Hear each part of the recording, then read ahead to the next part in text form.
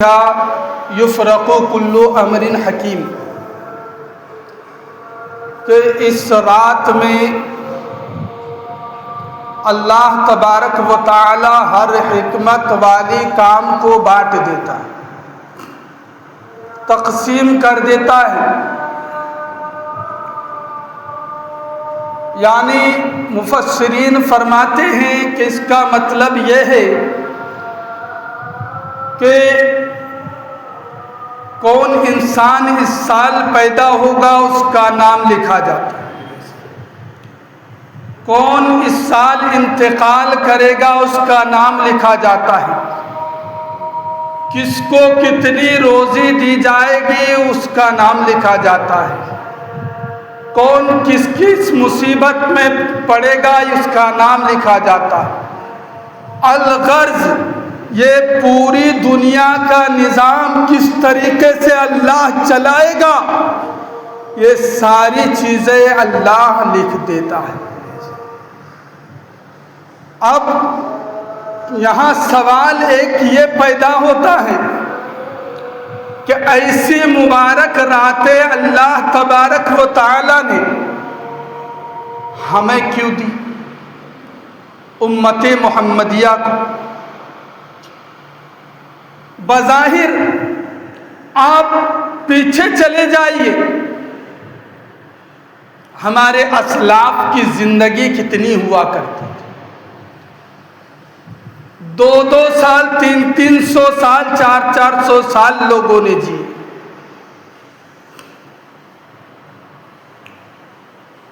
عزیزان ملت اسلامیہ، ان کے مقابلے میں ہماری زندگی پاؤ بھر بھی نہیں،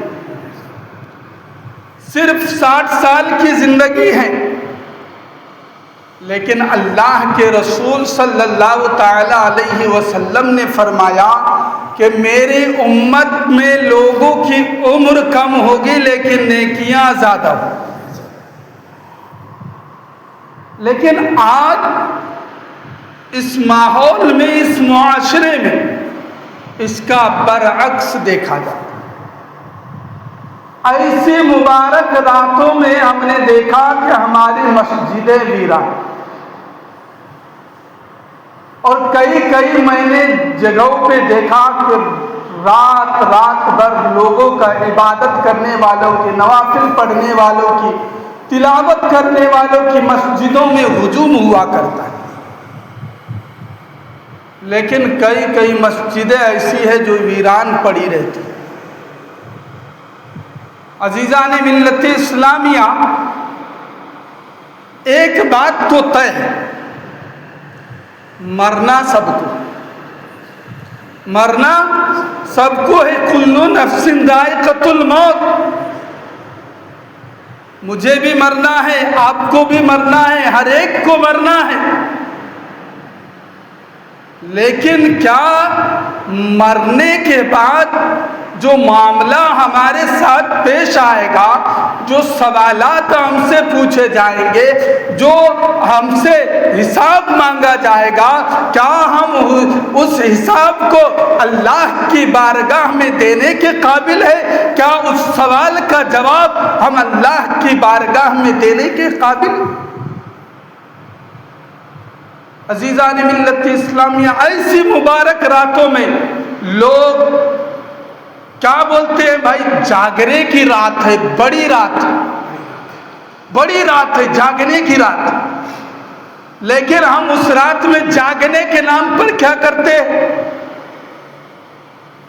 ٹی وی کے سامنے بیٹھ جاتے ہیں، دنیاوی لہو و لعب میں بیٹھ جاتے ہیں، چوک چوراہے پر 4 دوستوں کے ساتھ بیٹھ جاتے ہیں اور ایک دوسرے کی غیبت کیا کرتے ہیں، ایک دوسرے کی غیبت کیا کرتے ہیں۔ غیبت اتنی بری چیز ہے کہ جو غیبت کرتا ہے اللہ اس کو کبھی نہیں بخشے، کیونکہ یہ بندے کا حق ہے، جس کا حق چھینا گیا، جب تک اللہ فرماتا ہے کہ بندے کے حقوق کے تعلق سے جب تک جس بندے کا مال غصب کیا گیا، جس بندے کے تعلق سے حق تلفی کی گئی، اس بندہ وہ بندہ جب تک معاف نہیں کرے گا تب تک میں تجھے معاف نہیں کروں۔ اتنی بڑی وعید ہے۔ اور غیبت تو وہ ہے کہ اللہ کے رسول فرماتے ہیں کہ جو شخص کسی دوسرے کی غیبت کرتا ہے گویا وہ اپنے مرے ہوئے بھائی کا گوشت کھاتا ہے۔ اللہ اکبر، اتنی بڑی وعید۔ مرے ہوئے بھائی، ایک انسان کا مرے ہوئے بھائی کا گوشت کھاتا ہے۔ دنیا میں انسان اگر کوئی جانور ابھی مر جائے تو اس کو 1 سیکنڈ کے بعد کھا نہیں سکتا، گھن کرتا ہے انسان۔ لیکن اب جو غیبت کرتا ہے وہ مرے ہوئے بھائی کا گوشت کھاتا ہے۔ تو کون ہے ایسا جو مرے ہوئے بھائی کا گوشت کھانا پسند کرے گا؟ عزیزان ملت اسلامیہ، اس میں اللہ تبارک و تعالی ہمارے نامہ اعمال کو اٹھاتا ہے۔ ہم نے کیا کیا؟ کچھ لوگ تو حلوے کے پیچھے بھی پڑے ہوئے ہوتے کہ بھائی یہ حلوہ ہی کیوں پکاتے، حلوہ ہی کیوں پکاتے، حلوہ ہی کیوں ضروری ہے؟ ارے بھائی، ہم نے کب کہا ہے کہ حلوہ واجب ہے، فرض ہے؟ آپ کو چاہے تو آپ پکائیے، کھائیے، یہ کھانے کی چیز ہے۔ کلوا واشربوا من رزق اللہ، اللہ نے رزق دی ہے، کھاؤ جو بھی اچھی چیز ہے، اچھی چیزیں ہیں، طیب چیزیں ہیں، پاک چیزیں ہیں، کھاؤ۔ تم کس نے منع کیا؟ جن چیزوں اچھا کھانا کوئی حرام تو نہیں ہے بھائی، کہاں لکھا ہے حلوہ کھانا حرام؟ آپ چاہے تو حلوے پہ فاتحہ دیجئے، چاہے تو آپ فروٹس پہ فاتحہ دیجئے۔ اگر آپ کے پاس نہیں ہے، اللہ نے اگر طاقت نہیں دی ہے تو کم از کم 1 گلاس پانی رکھنے کی تو بھی طاقت دی ہوگی، اس نہیں رکھ کے آپ فاتحہ پڑھ دیجئے۔ کون کہا ہے آپ کو کہ آپ حلوہ ہی کھائیے؟ ارے حلوہ کے پیچھے پڑے ہوئے ہیں بھائی۔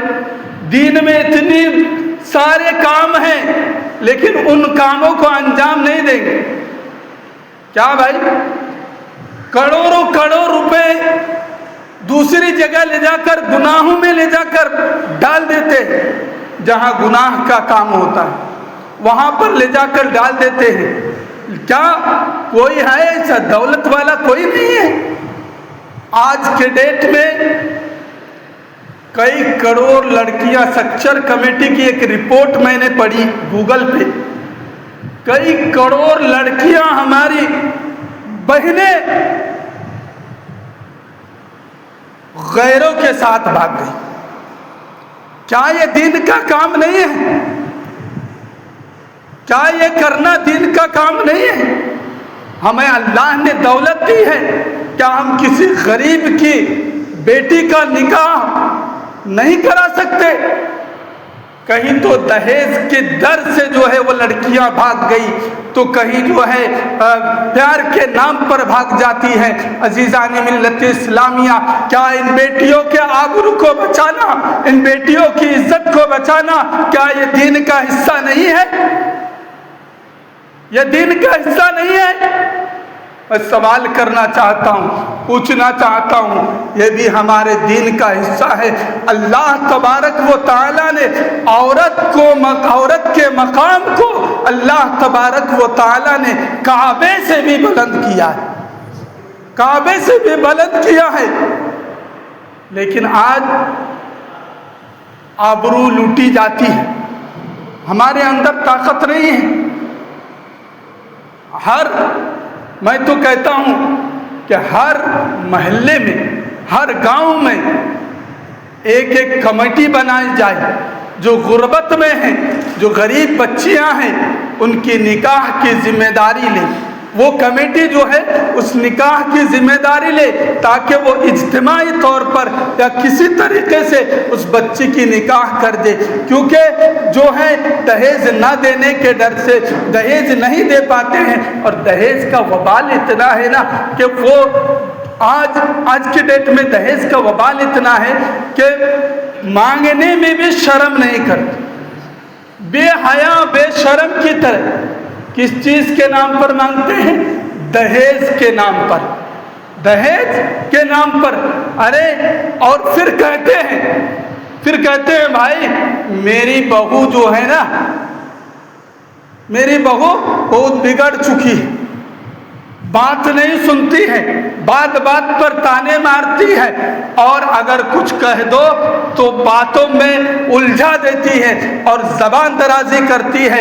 میں کہتا ہوں آپ نے جب بیٹے کی شادی کی تھی تو کیا دیندار دیکھ کے کی تھی؟ قرآن کی تلاوت کرنے والی دیکھ کے کی تھی؟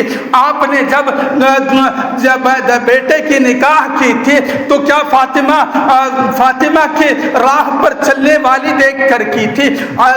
آپ نے جب بیٹے کی نکاح کی تھی تو کیا دیکھی تھی کہ ہمارے نبی کے گھر کی عورتوں کی عادتیں تھی، کیا وہ عادتیں ان میں ہیں؟ آپ نے تو وہاں پر جب اپنے رشتہ کیا ہے تو یہ دیکھ کر کیا ہے کہ میرے بیٹے کو دولت ملے گا یا نہیں، میرے بیٹے کو جو ہے گاڑیاں ملے گی نہیں، میرے بیٹے کو باغ بغیچے ملیں گے یا نہیں، یہ دیکھ کر آپ نے رشتہ کیا ہے۔ گویا کہ آپ نے اپنے بیٹے کو وہیں پر بیچ دیا، یہ دیکھ کر نکاح کیا۔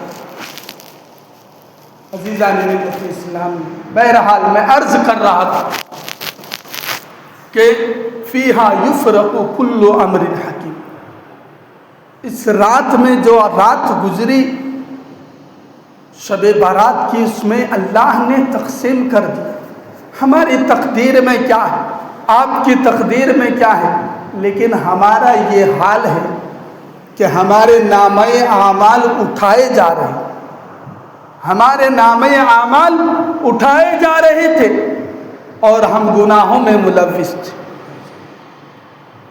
کم از کم اتنا تو ہو کہ جس وقت ہمارے نامہ اعمال اللہ کی بارگاہ میں پیش کیے جا رہے ہوں تو پروردگار بندے سے پوچھے، اپنے فرشتوں سے پوچھے کہ اے فرشتوں بتاؤ میرا فلاں بندہ کیا کرتا تھا، اے فرشتوں پوچھو میرا فلاں بندہ کیا کرتا تھا، تو فرشتوں کی زبان سے نکلے کہ اے پروردگار تیرا فلاں بندہ جو ہے مسجد میں نوافل ادا کر رہا تھا، تیرا فلاں بندہ جو ہے مسجد میں سجدہ ریز تھا، تیری عبادت کرتا تھا، تیری وحدانیت کا اقرار کرتا تھا، اے پروردگار تیرا بندہ تیرے لیے اپنے آپ کو مسجد میں جا کر اپنے آپ کو وقف کر دیا تھا، اے پروردگار تیرے بندہ جو ہے تیری ہی عبادت کیا کرتا۔ لیکن ان راتوں کی اہمیت ہم بھول گئے، ان راتوں